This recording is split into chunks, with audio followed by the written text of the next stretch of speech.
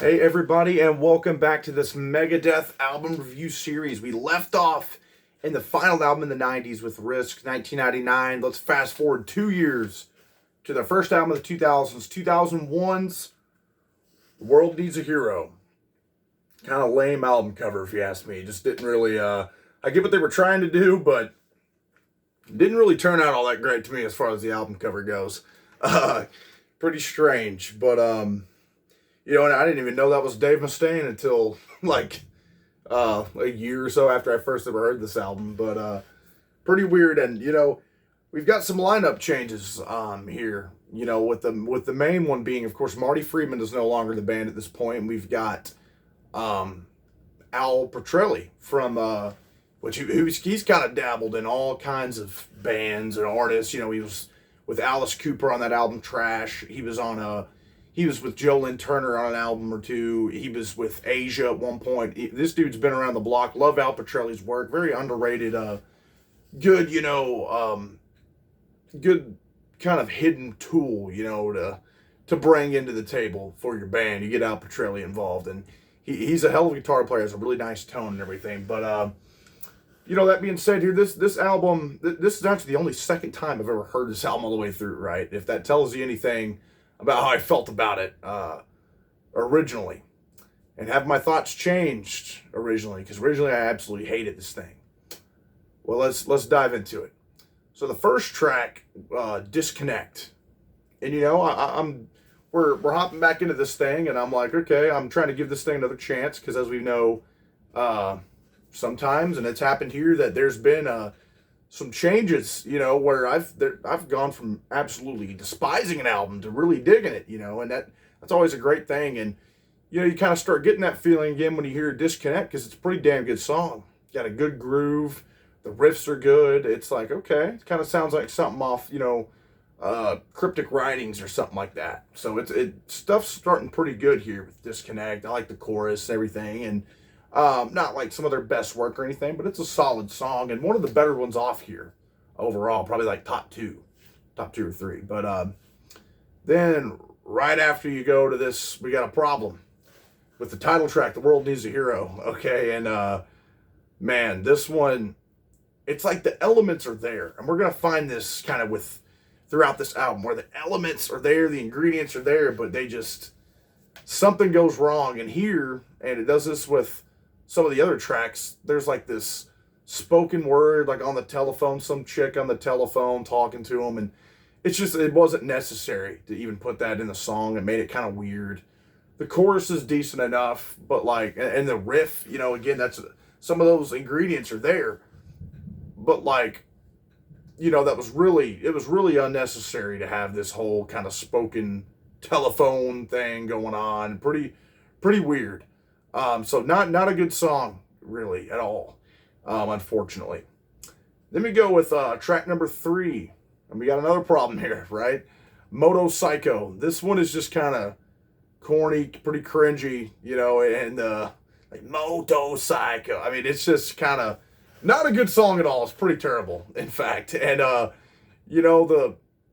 say the riff, like during the verse and stuff, is kind of cool and everything, but other than that, I can't really say anything good about old Moto Psycho here. So then we go with 1,000 Times Goodbye. And this is one of the ones that's a little bit better. Not, again, it's not anywhere near any of their best work, and it's very likely that you'll pretty much forget about it. Much like I did, the first time I ever heard this album. But I'll try to kind of keep it in mind, because this one is a decent song enough. 1,000 Times Goodbye. I mean, it's got its issues as well within it, but the riff is solid and everything. Al Petrelli's dishing out some cool solos and stuff here and there. Then we go with Burning Bridges, which this one is really a crime here, because the verses are solid and the chorus is really hooky, but like near the end of the chorus, Dave's kind of doing some vocal layering, and he just does it like at one part, it's like in the background of what the chorus is doing. He's going, ah, and it's just really a weird sound, and it's kind of jarring when you hear it, right? And And it's a shame because like this song had so I had some hopes for it here because it's got a really solid riff, a cool solo. Like I said, even the chorus is hooky, but it all kind of goes to waste when you have this weird jarring like very strange choice of, I mean, not the vocal layering itself, but just I don't know what Dave was trying to do there when he was singing like that during this one. Um, then we go with the halfway point here, Promises. And this one is one of the best ones off here. This one sounds like something that maybe be off Risk, where it's not like a heavier one. It's got, the cool kind of strings getting involved in it, which is pretty cool, kind of a ballady type song, but it's a really cool one. The chorus is really great on this one, really hooky, latches you in. And I like the verses, and it's a pretty, pretty big and powerful ballad, for what it is, right? Like for this album, right? I mean, I take that, it's not a big and powerful ballad, but it may seem that way, and one of the more powerful songs on this album, right? But it's a good song. That's one of my favorites off here for sure. And like I said, a lot of these, this is only the second time I've ever listened to this album all the way through. I've heard some songs here and there again after the fact, like after I listened to this for the first time many years ago, but I didn't really want to revisit it. So, very often, even in any of the songs really, so I forgot about a lot of these. Then we go with Recipe for Hate, Warhorse. And this one, it's got like, it's pretty strange. Another weird choice here where, man, it's like something will get going and you're like, okay, there's build up here.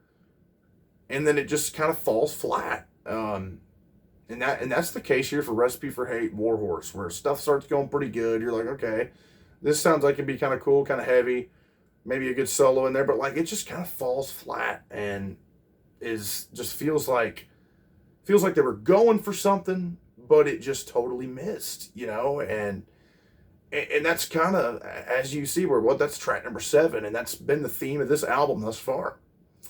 Then we go with Losing My Senses, which is one of my favorites off here, probably in the top 2 or 3.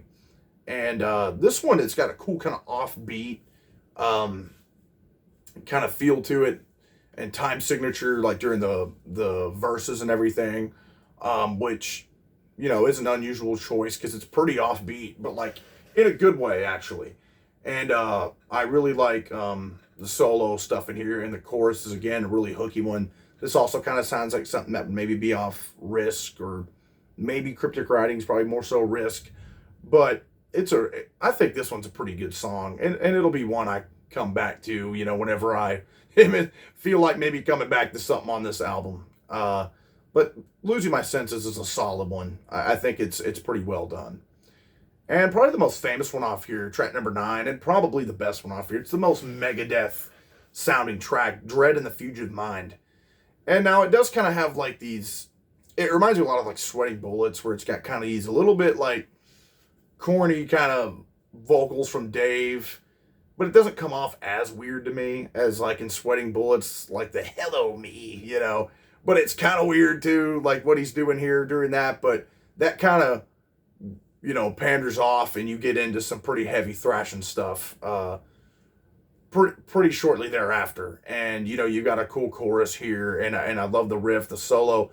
This one, I believe, is one that they've, played live more so over the years, and was probably the hit off here. And is one that the band, I mean, again, it's the most Megadeth sounding track on here. And I do think Dread in the Future of Mine is the best one off here, for sure.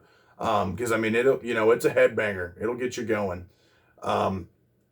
Solid track that is definitely, out of anything on here that's worth giving a listen, it's definitely that one. Then we go with track number 10, Silent Scorn, which is kind of this weird, like, prelude to the track after this. It's got horns and stuff in it, kind of a strange deal, kind of avant-garde sounding, which then leads into Return to Hangar, from which is obviously a sequel to Hangar 18, which this is a pretty solid track too. But, a lot of it is so much like Hangar 18, like the lyrics, and even like to where it almost didn't seem necessary for them to even make this sequel, you know, because you have like three versions of Unforgiven by Metallica, right? The three Unforgiven tracks, and each of them kind of have their own distinct qualities to them that make them stand out. Whereas this kind of sequel to a song is just not as like stand out and doesn't make you, it just makes you want to be like, oh, well, why would I listen to this one over, you know, the original Hangar 18? Whereas the Unforgivens, they all have something different, unique to offer. That's kind of not the case here at all with Return to Hangar, but I don't think it's a bad song. It's all right. Um, it's got some, I mean, it's got some solid, you know, shredding going on and some cool moments and stuff going on with this, but not great. And I mean, it's pretty short too. Like it's like 4 minutes, which is like, I'm pretty sure that Hangar 18 is a little bit like maybe 5-6 minutes if my memory serves me correctly. At least it feels like it's long. It's kind of an epic sounding track, right? But this one, not so much. It kind of feels like they were grasping at straws here, trying to get something to land. And lastly, with track number 12, we have Win, which is like a 9-minute, 13-second track here. And it's just kind of boring. I mean, you feel like it'd be kind of cool going on. There's some acoustic opening, and then it just kind of keeps going and going. And you're like, is this thing ever going to pick up? And then out of nowhere, it kind of picks up, and you're like, all right, this is going kind of good. And it just never really hits that peak, much like, you know, like Recipe for Hate, Warhorse and stuff on here. It's just like this, man, that's just been the key to this entire album here is falling flat. You know, you have the weird, you know, phone call type lines going on with tracks like Moto, or with tracks like The World's Needs a Hero, 1,000 Times Goodbye. You know, it's just a very, very strange album. Very odd, very, very odd songs on it. Don't really know what they were going for. It seems like the band had kind of lost it. They didn't know what they were going for. There was a lot of different tries at different things going on here, you know. So like some tracks seemed like they were trying to kind of go back to their sound with like Dread the Fugitive Mind, Return to Hangar. But then you've got the weird stuff going on again with like those kind of spoken phone call type things, and then just the weird choices in songwriting and I think melody, that the kind of in the production choices that are just very, very strange. And so my opinion stands kind of, you know, I don't like this album. It's not good. Is there maybe a couple little pieces you can pick out of this? Yes, but this is the first one we've encountered, if you've been following along, that has just not been a good album. I know a lot of people would say that about Risk. Well, obviously I really enjoy Risk, which is controversial, but no controversy here, as I'm with the rest of the crowd pretty much and not liking this album at all, really. It's an interesting listen, I'll say that. And I was hoping that maybe I would enjoy it more. You know, I always hope to find some love in some of these albums that I don't like. And it's happened a lot on this channel, revisiting these albums, you know, that I end up really enjoying, that I even just despised before. And I thought maybe that would maybe be the case on this one, but no, this is not a good album. There's a couple of songs that are okay on here, but most of it just kind of falls flat. But I definitely want to hear your guys' thoughts on this thing. If there are any fans of The World Needs a Hero out there, please, you know, let me know. I'm very, like, no kidding. I'm actually very curious to hear, like, what your thoughts are, and if you kind of are into this kind of experimental record they were going with. And that's really cool too. If there's actually a fan of this out there who wants to chat about it down there, and I'm very curious to see kind of like your thoughts on it, because that would be a cool. You'd definitely be in the minority, but that's what makes it interesting to hear someone's thoughts who is in the minority on why they like this. You know, especially considering most fans hate this album, or you know, just not really like it, and that's the case for me. But you know, I'd love to hear anybody else's kind of thoughts, even if you are one of the haters of this album. Definitely want to hear you guys down there as well. We can talk about it, and maybe some of the songs you like a little bit, maybe some of the ones that you hate the most. But definitely these controversial albums like this can kind of you know, bring about some interesting discourse down there in the comments. So definitely am interested to hear your guys' thoughts on this one. And of course, next time We're going to look at 2004, another, you know, kind of crazy lineup change, which I know uh, Dave Ellefson and or no, Dave's on here, I think. But like I think the drummers changed. Some other changes have gone on as well on here. But like the main one was Al Petrelli, you know, being included, you know, and replacing Marty. And but you know, we get Chris Poland back on the next album with 2004's The System Has Failed. So stay tuned for that, guys. Pretty hyped to hop back into that one and continue on this Megadeth album review series. So stay tuned, guys. Like, subscribe, comment. Thanks.